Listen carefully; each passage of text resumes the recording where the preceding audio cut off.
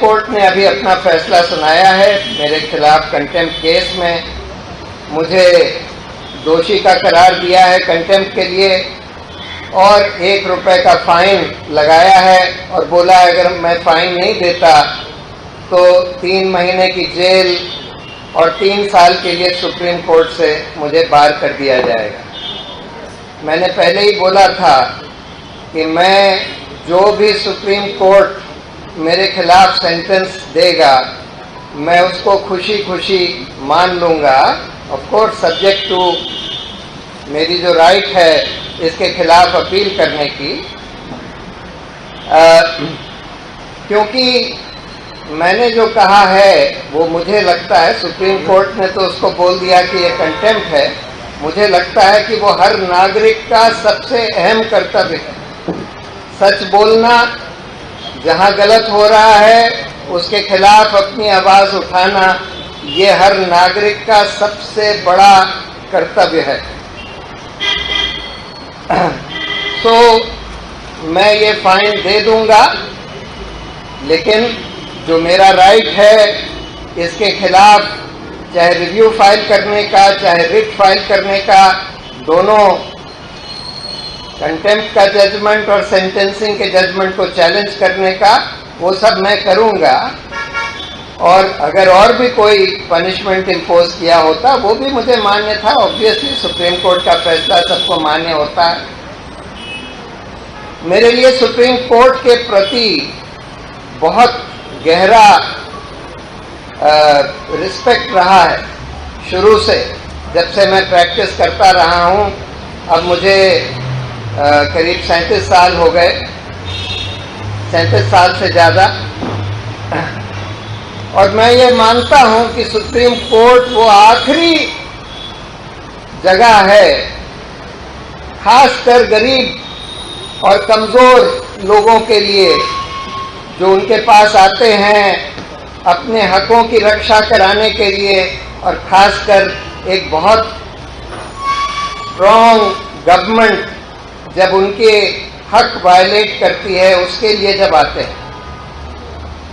मेरे ट्वीट कोई supreme court या न्यायपालिका को चोट पहुंचाने के लिए नहीं करे गए थे, लेकिन इसलिए करे गए थे कि मुझे लगा कि सुप्रीम कोर्ट हाल में जो इनका बहुत अच्छा रिकॉर्ड रहा है उससे थोड़ा सा फिसल गया है।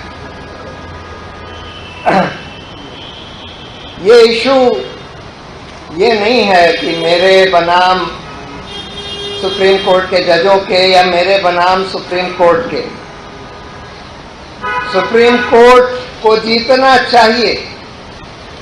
सुप्रीम कोर्ट अगर स्ट्रांग होता है और स्वतंत्र होता है तो हर नागरिक इस देश का जीतता है, ये देश जीतता है।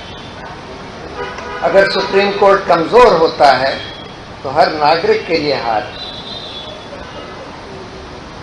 मैं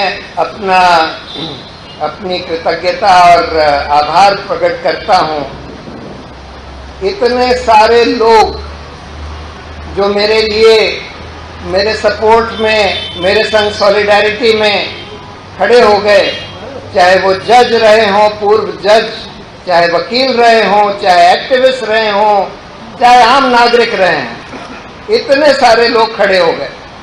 और इससे मुझे बहुत हौसला मिलता है और बहुत उम्मीद की किरण जगती है कि देश में ये अभिव्यक्ति की आज़ादी को इससे मजबूती मिलेगी और न्यायपालिका की जवाबदेही और न्यायपालिका में जो बदलाव की ज़रूरत है, इस कैंपेन को भी शक्ति मिलेगी।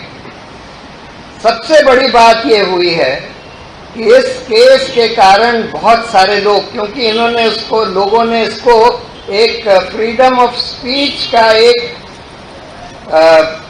औजार समझा, और बहुत सारे लोग जो अभी हताश होकर बैठे हुए थे वो खड़े हो गए और जो इस देश में जो अन्याय हो रहा है उसके खिलाफ अपनी आवाज़ बुलंद करने लगे। ये बहुत बड़ी बात है और मैं अपना आभार जो मेरी लीगल टीम थी जिसमें बहुत सारे लोगों ने काम किया। मैं सबके प्रति अपना आभार व्यक्त करता हूं और खासकर जो हमारे सीनियर वकील थे राजीव धवन और दुष्यंत दवे के प्रति।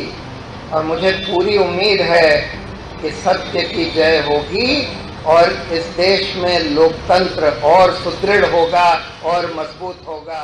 सत्य में